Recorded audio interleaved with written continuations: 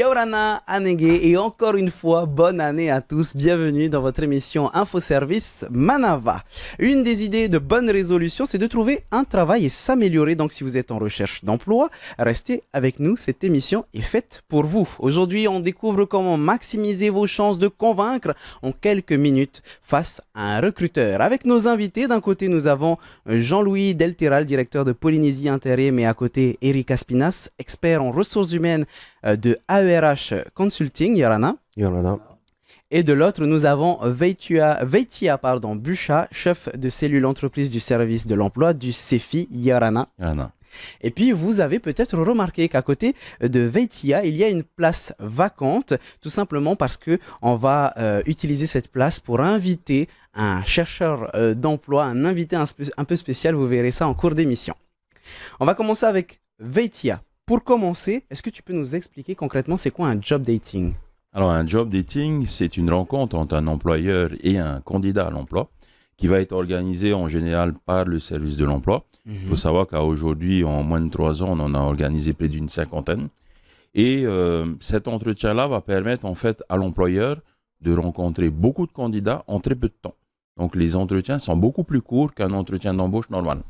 Et ça va lui permettre en fait de drainer beaucoup plus de masse en un temps très limité. Est-ce que pour bien se rendre compte de la différence, un entretien normal, ça dure combien de temps et un job dating, combien de temps? Alors, il n'y a pas de norme, mais on va dire qu'un entretien normal peut varier entre 30 minutes, voire même 1 heure. On va dire qu'on est dans des temps un peu normalisés. Voilà. Ok. Et le job dating, 5 à 10 minutes, c'est ça, hein? 5 à 10 minutes, des fois un petit peu plus, mais on est plus sur ces proportions-là. Jean-Louis, comment est-ce qu'on accompagne des chercheurs d'emploi? Alors, en ce qui nous concerne, des candidats viennent s'inscrire directement chez nous et tous les jours, nous avons des entretiens qui sont menés par au minimum 2 personnes parmi notre personnel. Et donc, chaque candidat vient avec son CV, il nous remplit un dossier de candidature dans lequel il explique sa formation, son parcours, ses expériences et surtout ce qu'il souhaite faire. Et à la suite de ça, on approfondit ce qu'il nous dit, hein, son parcours, et nous sommes en mesure de déterminer des types de métiers pour lesquels, en fait, ils vont être inscrits chez nous. En fonction du profil. Voilà, en fonction du profil. Et donc, le jour où nous avons une demande d'un client qui correspond à un profil, je ne sais pas, par exemple, de chauffeur poids lourd, eh bien, nous allons rechercher dans notre base toutes les personnes qui sont inscrites en tant que chauffeur poids lourd. Et ça permet de compléter la réponse avec Eric. Qu'est-ce qu'attend un recruteur finalement d'un job dating? Donc, c'est déjà d'avoir le profil du candidat. Mais est-ce qu'il y a d'autres attentes? Alors, le job dating, il a l'avantage, c'est que, comme le disait le représentant du CEFI, ça permet de rencontrer beaucoup de candidats en très peu de temps. Mais ça reste quand même un format qui est un peu particulier dans la mesure où on ne peut se faire qu'une première impression des candidats que l'on reçoit. Donc l'attente, c'est le recruteur, c'est d'être défini sur le poste et sur les compétences qu'il recherche et voir s'il est en adéquation avec le candidat qu'il va recevoir. J'allais justement poser la question, Veitia, est-ce qu'il y a des avantages, des inconvénients par rapport du job dating par rapport à des entretiens normaux? L'avantage, c'est qu'on dispose d'un temps beaucoup plus réduit parce qu'il faut savoir que des fois, des recrutements, ça prend beaucoup de temps. C'est chronophage et en plus, ça coûte de l'argent. Donc, de rencontrer une centaine de personnes en quelques heures, ça convient très bien. Il y a un autre avantage aussi, c'est qu'on arrive à drainer beaucoup plus de CV que sur un entretien d'embauche normal. Et ça vous permet aussi de faire beaucoup plus vite le choix. Mais ce qu'il faut savoir aussi, c'est qu'un job dating est très souvent qu'une première étape. C'est un moment où on va venir dégrossir en fait la masse de candidats qui sont positionnés sur votre offre. Mais après, ça débouche très souvent sur un deuxième entretien qui est beaucoup plus conséquent, beaucoup plus long et qui va se faire en entreprise. Donc, il n'y a pas de chance de louper, par exemple, une pépite lors du job dating? On a moins de chance parce que là, on va avoir beaucoup de monde. Et en plus, souvent, il y a des équipes qui viennent à plusieurs et qui vont faire des entretiens simultanés ou en même temps pour avoir un regard croisé sur les candidatures. Donc, très sincèrement, jusqu'à aujourd'hui, c'est une formule qui plaît beaucoup et qui est très efficace en matière de recrutement parce qu'on a remarqué que toutes les entreprises qui passaient par ce genre de méthode ont raccourci dans nos statistiques leur durée de recrutement. Et si, par exemple, je suis un chercheur d'emploi, je passe un job dating avec toi, par exemple, et que je me loupe. Je suis stressé ou quoi que ce soit, je me loupe. Est-ce que j'ai encore une chance de repasser un job dating? Alors ça, c'est à la discrétion de l'employeur, c'est lui qui décide.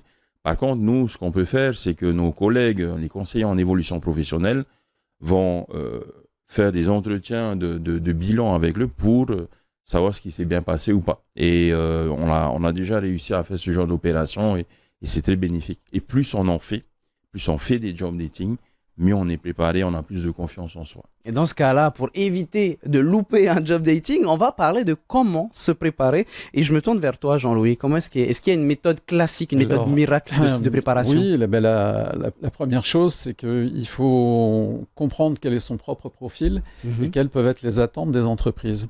Okay, donc, quand vous répondez à une annonce, en dehors d'un job dating, on vous précise quel est le contexte de l'entreprise, quel est le profil du poste, c'est-à-dire ce qu'on attend de la personne, et le profil du candidat qu'on recherche.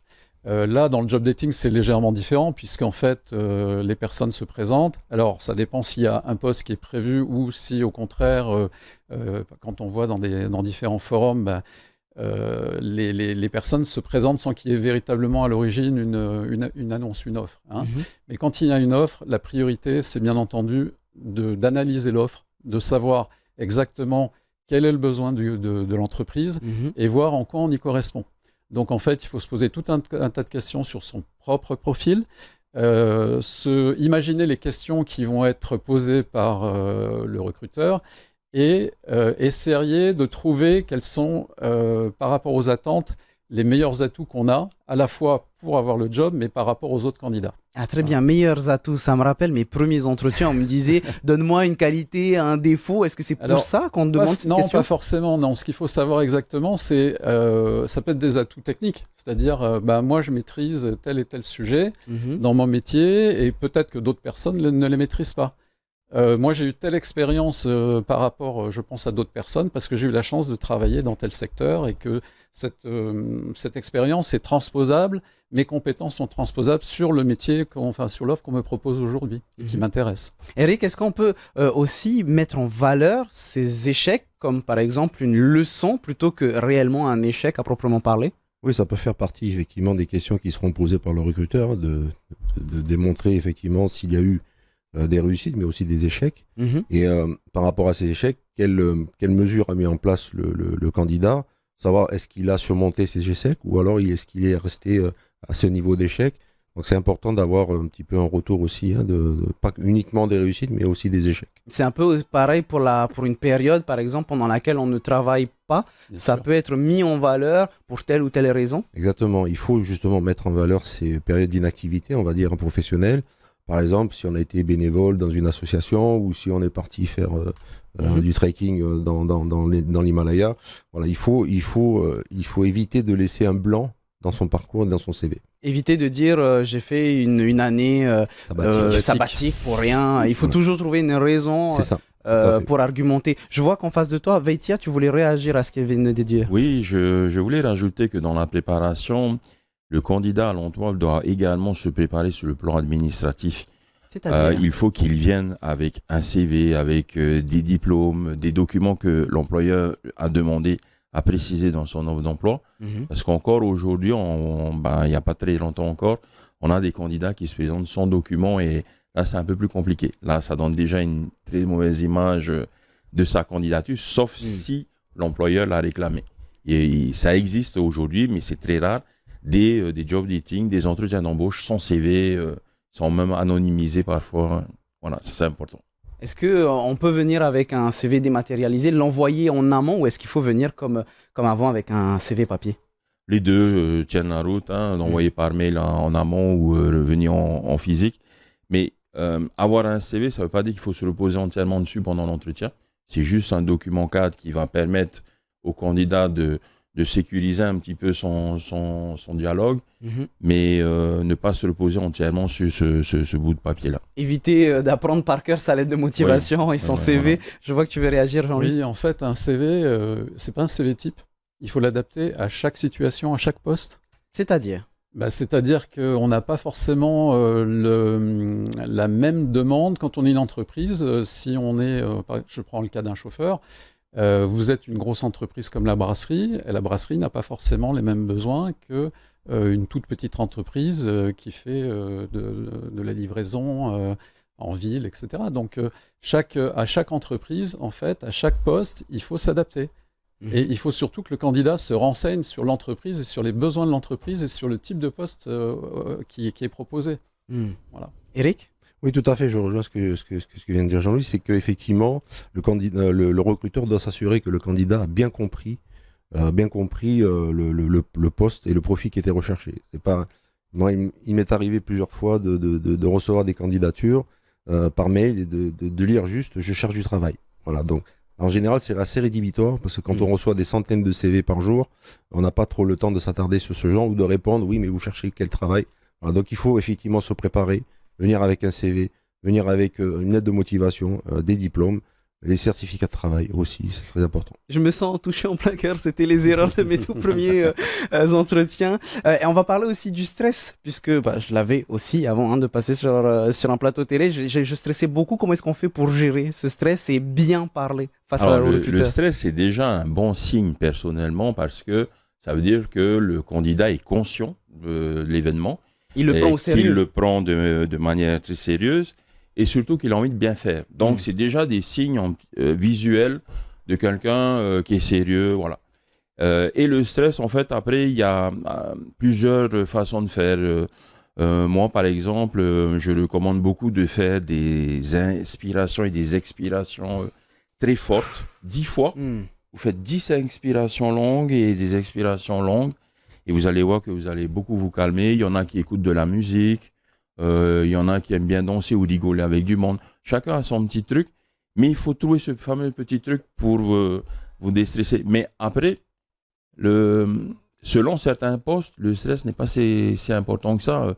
Qu'une personne candidate sur des postes techniques, manuels, soit stressée, oui, bon. Et alors, par contre, sur des postes d'encadrement, là, on va être un peu plus vigilant. D'accord. Parce que cette personne doit quand même faire preuve d'un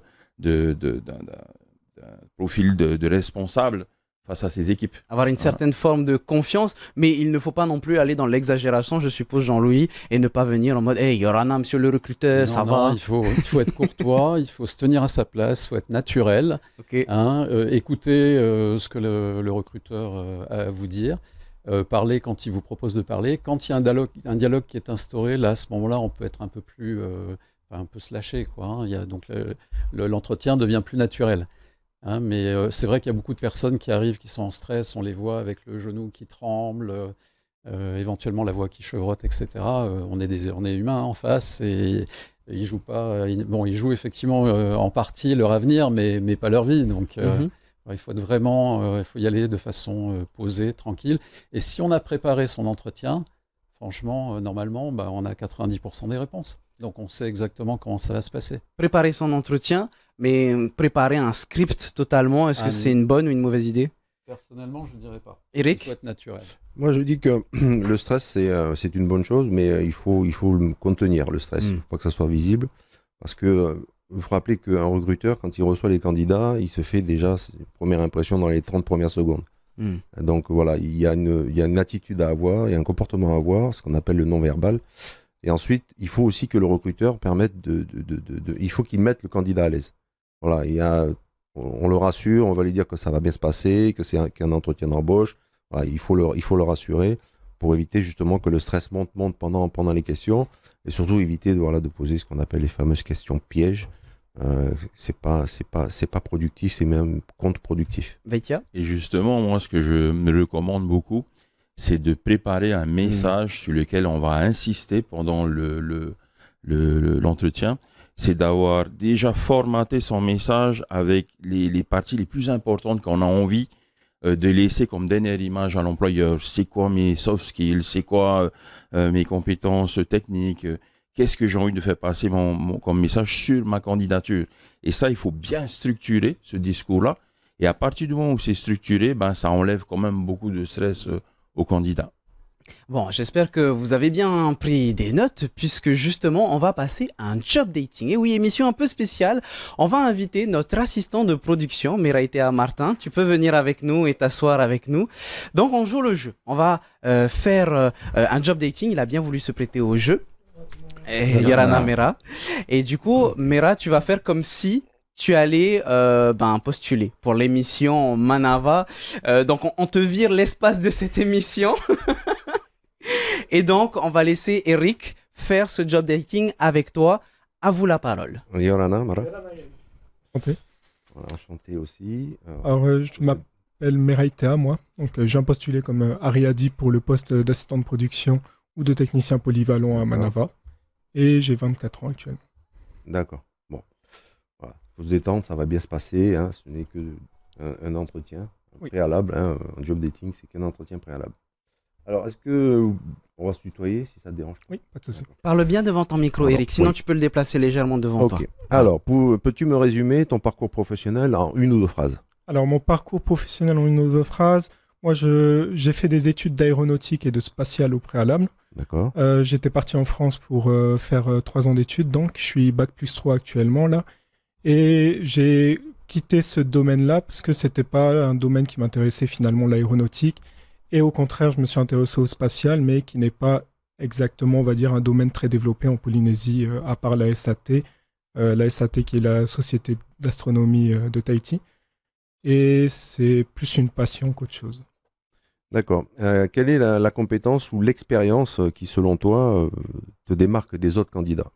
L'expérience et les compétences qui me démarquent, je dirais que c'est ma polyvalence, parce que dans mes études, j'ai appris beaucoup de choses théoriques et beaucoup de gestion de projet et de travail en équipe. Mais par contre, j'ai fait aussi également des stages dans une boîte de télécommunications et une boîte aérienne, enfin une compagnie aérienne, pardon. Et dans ces 2 boîtes, j'ai également pu voir beaucoup de domaines différents dans les télécommunications, beaucoup de choses en rapport avec l'audiovisuel. D'accord. Quelles sont les compétences alors que tu vas mettre en avant pour ce poste? Pour ce poste, je dirais que c'est beaucoup la polyvalence, parce que dans l'audiovisuel, tu as divers sujets à aborder, et il faut vraiment être curieux et volontaire pour s'impliquer dans tout ce qu'on fait. Et j'aimerais également pouvoir justement développer toute la partie sociale et communication au travers de l'audiovisuel, une compétence nécessaire, on va dire, à ce métier-là. D'accord. Donc, alors pourquoi tu es intéressé par ce poste? Qu'est-ce qui t'attire? Qu'est-ce qui m'attire, c'est vraiment la partie audiovisuelle, dans le sens où, par exemple, dans l'audiovisuel, on va avoir souvent, comme je l'ai dit, des domaines différents, et c'est également un domaine pour moi qui est sûr d'être en expansion, dans le sens où ça fait des années déjà que l'informatique et l'audiovisuel, de manière générale, sont en très grande expansion, on va dire. Et je sais que ça va continuer dans les décennies à venir à exponentiellement grandir comme c'est actuellement le cas. D'accord. Qu'est-ce qui te motive alors? Ce qui me motive, moi, c'est vraiment le côté diversifié, on va dire, de l'émission. Parce que, comme je sais, moi, je ne viens pas en tant qu'assistant de production uniquement pour Manava, je viens également en tant que technicien polyvalent pour la compagnie de DZ de manière générale. Et cette compagnie-là ne va pas se concentrer uniquement sur Manava, mais sur divers projets tels que d'autres émissions sur des capsules, des choses comme ça. Et c'est vraiment cette partie diversification qui m'intéresse. D'accord. Dernière question, pardon, excuse-moi, hein, Eric, dernière question. Tu te vois où d'ici 2 ou 3 ans? D'ici 2 ou 3 ans, je me verrai peut-être en tant que chargé de production, à voir en fonction de mon développement.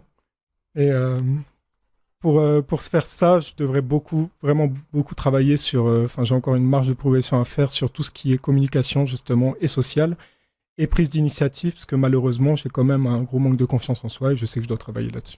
D'accord, merci d'avoir répondu à la question. Une dernière question concernant le poste ou l'entreprise. Justement, j'aimerais savoir quels sont les différents projets qui sont en cours actuellement pour savoir dans quel type de domaine je devrais travailler et sur quel poste précisément il serait plus intéressant de m'impliquer. D'accord, merci beaucoup. Et voilà, tout simplement. Félicitations, Mera, pour cet exercice. Eric, qu'est-ce qu'on peut retenir finalement de cette présentation? Voilà, s'il avait du stress, en tout cas, ça se voit pas. Hein, donc, il a parfaitement répondu. J'ai ma jambe qui tremblait un peu. Mais... ça se voyait pas. En tout cas, il a répondu clairement aux questions que je lui ai posées. C'est un exercice difficile parce qu'il doit synthétiser en 2-3 minutes une carrière professionnelle, quel que soit la durée dans laquelle il a travaillé à ses anciens postes. C'est en tout cas l'attitude que doit avoir un candidat quand il vient à un job dating. Voilà. Donc en tout cas, pour l'instant, en globalité, relativement bonne impression de Meraïté. Oui, voilà. En tout cas, je retiens une bonne impression de... Exercice d'autant plus compliqué puisqu'on est à la télé, donc je suppose que ça doit te stresser un petit peu. Mais pour te rassurer, j'ai observé Veitia qui lui-même est en train de t'observer et tu as écrit certaines choses. Est-ce que tu peux nous en parler? Oui, alors moi j'utilise une grille d'entretien d'embauche qui repose généralement sur 5 critères. Le premier critère, c'est les premières impressions du candidat. Lorsqu'il est arrivé sur le plateau, sa tenue, son comportement, l'éthique. Donc pour ça, il n'y avait aucun souci.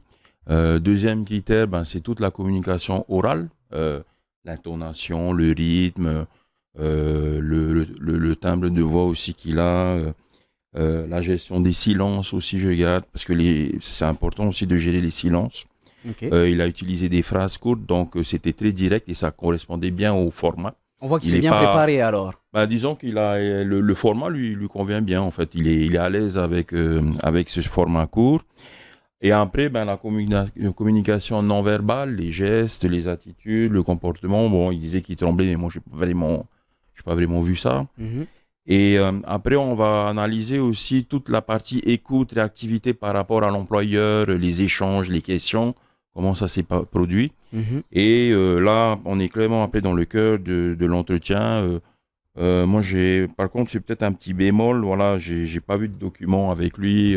C'est vrai qu'on en avait pas avec un CV, mais voilà, ça c'était pas.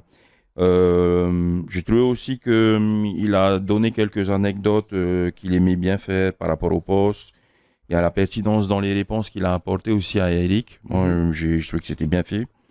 Et je trouvais qu'il y avait une passerelle plutôt correcte entre ce que lui aime et le poste qui lui est proposé, ce qu'il aime faire. Voilà. Je trouvais que c'était cohérent. Si tu me permets, je vais donner aussi la parole à Jean-Louis pour avoir ses retours. Bon, moi j'ai pris quelques notes, j'ai trouvé ça très bien. Franchement, tu étais très à l'aise. Bien devant le micro, s'il te plaît, Jean-Louis. Excuse-moi, je trouvais ton entretien très bien, tu étais très à l'aise. Évite de dire boîte pour une entreprise. C'est la boîte. Ouais, je suis allé dans telle boîte, etc. Okay. Donc ça, c'est quelque chose qu'il faut éviter. C'est trop familier, c'est un peu familier pour le recruteur qui représente une société. Des fois, c'est le chef d'entreprise, ça fait un peu familier. Ensuite, tu réponds du tac au tac. Donc, il n'y a pas de blanc. C'est très agréable d'avoir un entretien comme ça. Tu as fait preuve de modestie. C'est-à-dire que par moment, tu as expliqué que tu avais des limites, parce que tu viens d'un métier qui n'a pas vraiment à voir avec ce pourquoi tu postules. Excuse-moi Jean-Louis, rapidement, je reviens juste à ce que tu disais avant. Il n'y a pas eu de blanc. S'il y a un blanc, ça peut être grave dans l'entretien? Non, pas du tout, c'est pas grave, mais des fois, c'est un peu gênant, parce que ça veut dire que souvent, le candidat a un souci pour répondre. Oui ou non, il a carrément un souci, c'est pas trop quoi répondre en fait à la question, et donc c'est un petit peu embêtant. Alors que là, c'est vraiment parfait, c'est fluide. En plus, comme le format est très court, c'est un candidat intéressant. Et dire, par exemple, je sais pas, si je ne sais vraiment pas. Aucun problème. Vaut mieux dire je sais pas aucun plutôt problème, que laisser un blanc. Ça ne pose pas. Non, ça arrive tous les jours. On peut très bien ne pas tout savoir. Parfait, je te laisse continuer. Oui, je trouve qu'il a fait preuve de modestie, c'est-à-dire que il n'a pas cherché à se mettre en avant. Il a un autre métier qui est un métier vraiment avec des compétences très particulières. Il essaye de les transposer sur ce métier-là, et j'ai trouvé ça très très bien. Le seul petit bémol, moi, ce serait sur t'as pas suffisamment exposé ton intérêt pour le métier, pour la vidéo, pour l'image, pour la communication. C'est quoi qui t'intéresse? Est-ce que c'est la culture, l'information? Bon, t'as parlé de social, mais c'était un tout petit peu limité à ce niveau-là. Okay.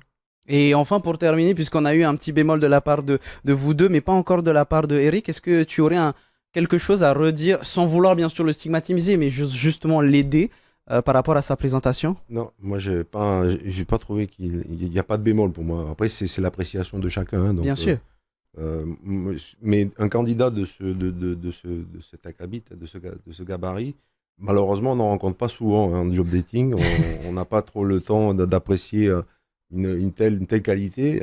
Donc il faut, pour participer à un job dating, il faut se préparer. Eh ben Se écoute, préparer Meraïtea, longtemps. Je félicitations. suis bien Parce préparé. que tu t'es apparemment. bien préparé, tu es embauché dans Manava, félicitations. Et pour répondre à Est-ce ta que- question, c'est vraiment l'information du coup qui m'intéresse. Moi, c'est un peu savoir tout ce qui se passe dans tous les domaines, comme je D'accord, disais pendant tu le- vois. Donc, mais par la discussion, on était capable ensuite de rebondir et te Ouais. demander un petit peu plus en détail quels étaient tes intérêts. Donc, Ouais. Pour tout va bien. terminer, Donc, tout va bien. terminer C'est parfait. l'émission donc avec ces félicitations, mais est-ce que toi, tu te sens prêt à refaire un entretien, même si tu es réembauché dans Manava, mais est-ce que tu es prêt à refaire un entretien plus tard? Bah, je me sens mieux là, en tout cas. Je me sens Beaucoup moins plus stressé confiant, qu'au on va début. dire déjà de 1, Mhm. et beaucoup moins stressé.